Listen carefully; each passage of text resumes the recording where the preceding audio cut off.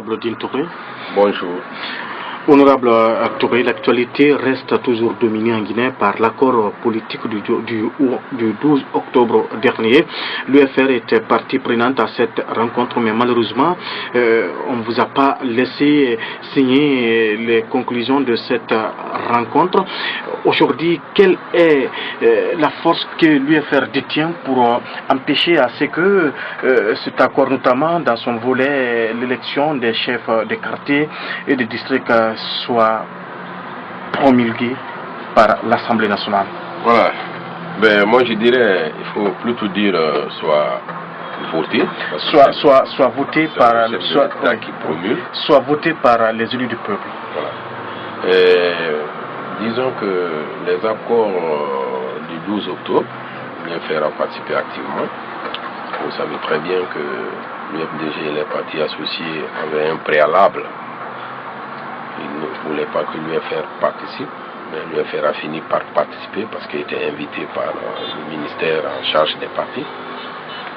Et lors de la cérémonie de clôture, le préalable n'ayant pas été tenu, ça a été transformé en condition lors de la signature, avec l'argument de position, mouvance, pouvoir, mouvance, opposition. Bref, de toute façon, moi, je me suis retiré, je n'ai pas signé. Mais maintenant, en ce qui concerne cet accord, ou en tout cas le PV qui concerne l'application des points non appliqués des accords de 2015, nous n'avons pas été d'accord sur le mode de désignation ou de nomination ou de mise en place des chefs quartiers, districts et leurs membres conseillers. La raison est toute simple. L'UFR est un partisan très fermement de la gouvernance citoyenne. Nous pensons que ce n'est pas bon pour notre pays que la politisation politicienne arrive dans les quartiers. Nous voulons que le chef quartier, le chef de district et les conseillers qui l'entourent soient réellement l'émanation des populations de la localité. Bon, qu'à cela ne tienne, l'UFR en tant que parti se trouve à l'Assemblée au sein d'un groupe parlementaire. Il est question de réviser le code électoral. Cela est une prévision depuis 2015. Ce n'est pas simplement pour le cas des quartiers, c'est pour beaucoup d'autres choses qui se trouvent dans le code électoral qui sont à modifier. Mais concernant le point, là il est clair que l'UFR s'opposera, s'exprimera. Nous ne serons pas d'accord pour passer de cette façon. Si vous avez remarqué dans les accords, on a dit que le cadre de dialogue recommande. L'expression initiale, c'était le cadre de dialogue convient. On a changé, on a mis recommande. Et cette recommandation sera soumise à l'Assemblée. Il n'y a pas de mandat impératif. On ne peut pas préjuger ni présager de l'issue du débat parlementaire. Ça finit par un vote.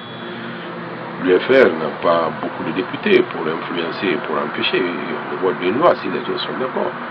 Mais vous savez, dans la loi, il y a la partie vote, il y a la partie, disons, constitution de la loi.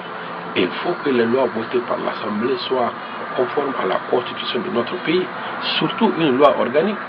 Le chef de l'État ne peut pas ratifier, promulguer une loi organique tant que la Cour constitutionnelle n'a pas donné son avis de conformité. Ce que l'on demande aujourd'hui n'est pas conforme à la Constitution. Pour que dans ce sens le code soit modifié, il faut d'abord modifier la Constitution. Ça veut dire en termes clairs, quand l'UFR va s'expliquer à l'Assemblée et que par une raison ou par une autre, le vote va être demandé et ça va être fait et même passer outre, mais le juge constitutionnel ne peut pas faire autrement qu'appliquer la loi. Et à ce niveau, ça ne sera ni une question de majorité, ni une question de minorité, ni une question de chef d'État, ni une question de chef de file, ça sera une question de la loi tout court et de la Constitution. Vous tous, vous savez, et nous tous, nous savons ce que dit la Constitution au sujet d'un vote. Et là, quand le dossier est bien fourni, la Cour constitutionnelle va rejeter purement et simplement ce point de vue. La loi sera retournée pour une seconde lecture. Voilà. Alors, honorable Dine Touré, vous promettez de vous opposer à cette décision lors du vote à l'Assemblée nationale, vous ne risquez pas de vous mettre à mal avec votre allié, le RPG Arc-en-Ciel, qui soutient au même titre que l'UFDG vous savez, cet accord? Le terme allié, c'est fort. Nous avons une relation avec le gouvernement, le président Alpha Condé, pour aider à la réalisation des projets présidentiels en termes de conseil.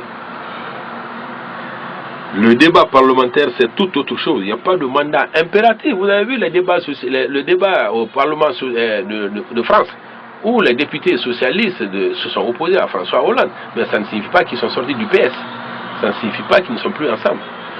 C'est une question de conviction. Aujourd'hui, nous sommes convaincus de ça. Nous nous exprimerons sur ça. On débattra, on se opposera. Nous sommes républicains. Après, il y aura vote. Si on gagne dans le vote, c'est très bien. Si on ne gagne pas dans le vote, on n'a pas gagné. Mais après le vote, au plan de la constitutionnalité, il y aura un autre débat à ce niveau. Ça ne sera même pas un débat, ça sera des actions entreprises. Si la loi n'est pas conforme avec la Constitution, naturellement le juge en dernier ressort prendra la décision et là il n'y aura plus de vote. Et quelle est votre analyse et quelle est votre lecture de l'accord dans son volet indemnisation des victimes? Dans son volet indemnisation, de 2013. Nous avons travaillé sur ce volet et l'accord a demandé à ce qu'on indemnise, qu'on crée un fonds d'indemnisation pour vraiment indemniser les victimes des violences politiques de 2013. C'est ça qui est écrit dans l'accord 2015. Vous ne vous opposez pas? Non, pas du tout. On veut même que ça soit élargi. On veut même que ça soit élargi à d'autres, en dehors de 2013. Mais là, si on le faisait sans élargir, on devra appliquer le cadre d'accord de 2015, ce qui est aussi juste, mais nous proposons que ça soit élargi. Purement et simplement. Alors, honorable Dino Touré, comment vous expliquiez que vous participiez à tous les travaux du dialogue politique interguinéen et que le jour de la signature de cet accord, qu'on vous empêche d'y signer? Non, là je vous ai expliqué tout à l'heure, c'est vraiment une querelle de clocher. L'UFDG et les partis associés avaient fait de ça au départ un préalable. Ils ne voulaient même pas participer au dialogue si on est là. Mais on était là par les invitations du ministre, on était là. Donc on a dialogué, on a travaillé ensemble. Le jour de la signature, je crois qu'ils ont dû dire qu'ils ne signent pas si on signe. Comme c'est le dernier jour, ben le ministre, il ne va pas laisser son papier comme ça. On a travaillé 12, 13, 14 jours, et puis c'est tout. Quand moi j'ai su que c'était pas, qu'on ne devait pas signer, la règle d'avant, mouvance opposition était tenue, et que opposition qui désigne les gens, bon, c'est sûr que ce n'est pas l'UFDG qui va nous désigner, nous. La mouvance ne veut pas nous désigner parce que nous ne sommes pas de la mouvance non plus. Bon, vous savez, c'est pas aussi compliqué que ça, mais encore là, une entorse aux libertés fondamentales. On ne peut pas être dans un pays, dire que si tu n'es pas derrière tel, tu es derrière tel, sinon tu n'existes pas. Ça ne peut pas se faire. Le multipartisme est intégral. La liberté d'association est une liberté fondamentale. On doit s'exprimer. Et quand on fait une réunion, le minimum de choses, c'est de signer le PV de cette réunion. Là où l'Union européenne a signé, OIF a signé, observateurs ont signé. Pourquoi quelqu'un ou une structure qui a travaillé ne signe pas? C'est peut-être une question, un point d'humeur ou un point d'honneur ou quoi.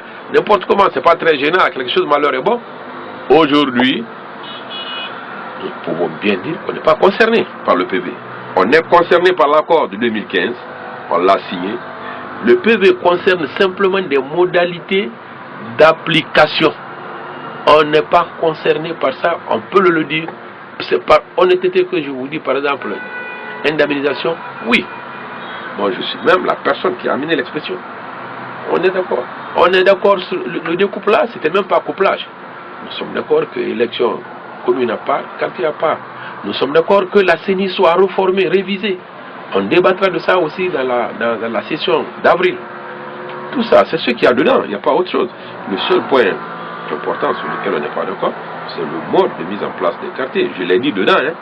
Je l'ai dit dedans et très clairement que nous ne souscrirons pas à ça. Et en cas de débat à l'Assemblée nationale sur ça, nous expliquerons. Les gens qui ont beaucoup parlé dedans, ils ne sont même pas à l'Assemblée. Aujourd'hui, l'Assemblée c'est quoi? C'est RPG, UFDG, UFR. C'est tout. C'est vrai qu'avec des nombres différents, bien d'accord, mais nous on est là, nous on en parle là. Est-ce qu'on peut nous empêcher? On nous a empêché de signer. Est-ce qu'on peut nous empêcher de débattre? Moi je trouve, j'ai dit que ce n'est même pas intelligent. Ce n'est même pas intelligent. On nous a empêché de signer un papier qui contient quelque chose qui doit être examiné à l'Assemblée nationale. Mais à l'Assemblée nationale, non seulement on a un débat, mais on se prononce, on s'explique, on vote. Dernière question, les élections communales, c'est dans 4 mois. Oui. Est-ce qu'on peut s'attendre à une alliance entre le RPG et l'UFR de Sine? Bon, ben là, ça, je ne peux rien vous dire. Je peux simplement vous dire que l'UFR, dans sa politique électorale, fera des alliances avec des partis selon les endroits. C'est une élection citoyenne en général, ça ne concerne pas seulement les politiques. Donc on travaillera beaucoup sur ça. On a une stratégie à bâtir, on est dessus. Donc, c'est pas exclu que vous vous organisiez avec le RPG Arc-en-Ciel? Mais oui, c'est un parti politique aussi. Voilà. Merci, honorable Tintouré. Merci beaucoup.